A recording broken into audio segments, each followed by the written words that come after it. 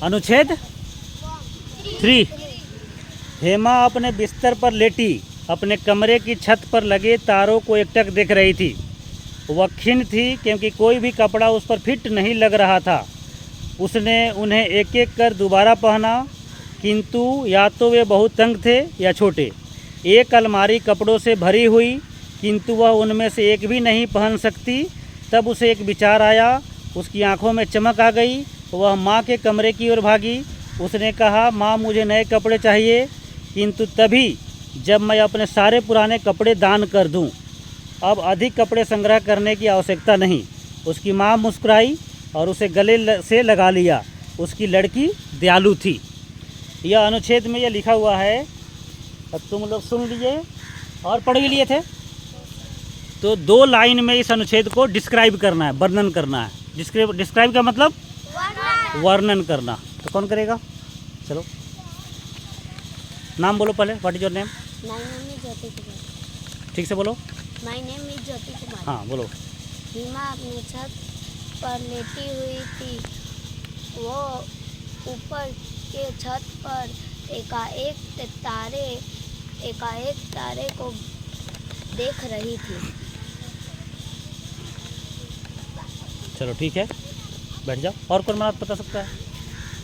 और हाँ चलो बोलो, नाम बोलो। My name is Himanshu. हाँ। हेमा अपने बिस्तर पर लेटी एक एक तारे को देख रही थी। एक अलमारी कपड़ों से भरी हुई थी, किंतु उसमें से एक करके पहने, किंतु उसमें से एक भी नहीं। और दौड़ के गई माँ के कमरे में। बोले, माँ मुझे नए कपड़े दिला दो, तभी मैं उस पुराने कपड़ों को दान में दे दूँ। और कौन बोल सकता है? अंकित, थोड़ा देखते हैं तुम कैसा बोलता है। हाँ। हेमा अपने बिस्तर पर लेटी अपने कमरे के छत पर लगे तारों को एक टक देखती रही।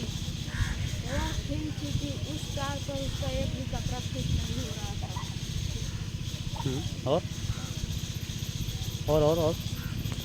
देखो, उसमें जो लिखा था उसको एग्जैक्ट बोलने की जरूरत नहीं है, उसके भाव को बोलना है। उस अनुच्छेद का सबसे बड़ी भाव थी दयालु। उसकी माँ जब वो बेटी जब बोली कि मुझे नए कपड़े चाहिए और नए कपड़े लेने से पहले मैं अपने पुराने कपड़े को क्या कर दूंगी? दान कर दूंगी। तो उसकी माँ खुशी हो गई कि मेरी बेटी कितनी दयालु है। तो ये अनुच्छेद किसके बारे में कह रहा है? दयालुता के बारे में। तो इस तरह बोलना है, कुछ बदल करके। आया समझ में? कि ऐसा नहीं कि रीमा सोई थी या एक छत से देख रही थी, वैसे नहीं। जैसे वो लिखा है वैसे नहीं बोलना है। उसी को इस तरह से बोलना है कि सुनने वाले को लगे कि कितना अच्छा बात बोला जा रहा है। समझ रहे कि नहीं? अपने शब्दों में प्रभावशाली तरीके से बोलना है। आया बात समझ में? क्या बोलना है? क्या बोले? हाँ चलो बोलो, ट्राई करो, ट्राई करो।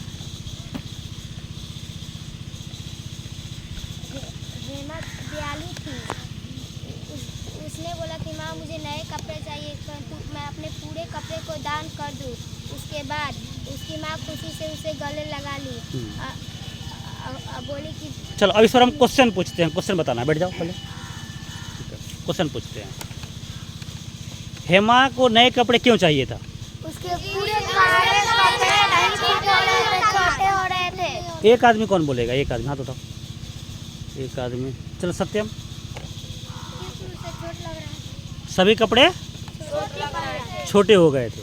ठीक है, अब बैठ जाओ। लेकिन नए कपड़े खरीदने के लिए माँ तैयार नहीं होती, तो क्या उपाय सोची कि नए कपड़े खरीदा जाए? कौन बताएगा? चलो उमा, खड़े हो जाओ, बोलो। हाँ? नहीं, कौन बोलेगा? चलो बोलो। नए कपड़े खरीदेंगे तो वो कपड़े को दान कर, पुराने कपड़े को दान कर देगी, इसलिए नए कपड़े खरीदा जाएंगे। यह उपाय सोची। ठीक है, नए कपड़े खरीदने की बात को सुन करके उसकी माँ गुस्सा क्यों नहीं हुई? कौन बताएगा? हाँ चलो अंकित। उसकी मम्मी गुस्सा इसलिए नहीं हुई कि हेमा ने बोली कि नए कपड़े खरीदाने के बाद वो अपने सारे पुराने कपड़े को दान कर दे। दान करने में क्या ऐसी बात है कि नहीं गुस्साई? क्योंकि वो दयालुता की बात है। दयालुता का प्रतीक है। दूसरे को देना क्या है? दयालुता है। ठीक है, और तुम लोग छोटे छोटे बात के लिए किससे लड़ाई करता है? कोई नहीं खाना लाया था, उसको खिलाया तुम लोग, शेयर कर दिया, कुछ दे दिया, दिया सब। हाँ, तो ऐसा होना चाहिए। ठीक है, तो आज का होमवर्क क्या क्या है? ज़्यादा क्वेश्चन नहीं बनाना है, 2 3 4 ही बनाना है। 4 से ज़्यादा तो बनाना ही नहीं है, 4 से ज़्यादा तो बनाना ही नहीं है। कहाँ तक बनाना था? अनुच्छेद पूरा बनाना है, अनुच्छेद तो पूरा बनाना है। मैथ में ज़्यादा नहीं बनाना है, मैथ में केवल कितना बनाना है? 4 क्वेश्चन चुन करके बनाना है, 51 तक में। कितना तक में? 51 तक में। बैठो। और जो है, यह जो नवोदय की जो तुम लोग तैयारी कर रहे हो, यह बहुत मेहनत करना पड़ेगा। ठीक है, रीजनिंग में एक भी क्वेश्चन नहीं छूटना चाहिए, अनुच्छेद में एक भी क्वेश्चन नहीं छूटना चाहिए। मैथ में अभी छूटेगा, समझे ना? लेकिन 1 महीना के बाद इस तरह का ट्रेनिंग होगा जैसे हो रहा है। इस ट्रेनिंग के 1 महीना के बाद मैथ में भी 90-95% से कम नहीं होना चाहिए। 100% नहीं भी होता है तो क्या होना चाहिए? 90-95% से होना ही चाहिए। ठीक है, और इसके लिए बहुत पढ़ने की जरूरत नहीं है कि जाकर रात में पढ़ना शुरू कर दिया, तबीयत खराब हो गया। क्या विकसित करना है?